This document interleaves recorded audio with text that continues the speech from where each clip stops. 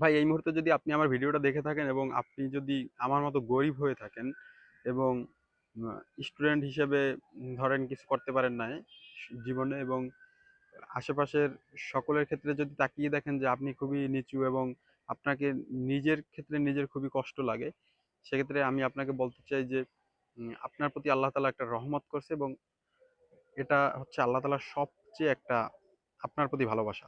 কিরকম দেখেন, যখন আপনি কষ্টে থাকবেন এবং আশেপাশের দিকে তাকিয়ে দেখবেন যে আপনি খুবই উম, আর কি এই সমাজে আপনার জন্য আপনি একজন খুবই ক্ষুদ্র পার্সন, সেক্ষেত্রে আপনার খুবই আল্লাহর কাছে আল্লাহর নিকট সেজদা দিতে মন চায় এবং আল্লাহর কাছে কান্নাকাটি করার সে সময় একটা সুযোগ আসে বড়।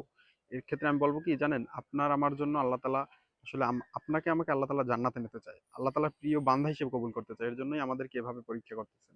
আসুন আমরা সবাই মিলে আল্লাহর প্রিয় হয়ে যাই এবং প্রতিদিন ভাই নামাজ পড়বো, তাহাজ্জুদ পড়বো, আল্লাহর কাছে কান্নাকাটি করব। দুনিয়ার দরকার নাই। এগুলো করতে পারলে দুনিয়া যদি আল্লাহ দেয় খুশি হয়ে দেবে, নয়তো আমাদের চিন্তা শুধু আখেরাত। ঠিক আছে না? চলুন আমরা সবাই মিলে জান্নাতের প্রতিযোগিতায় নেমে পড়ি। সকল ধন্যবাদ। আসসালামু আলাইকুম।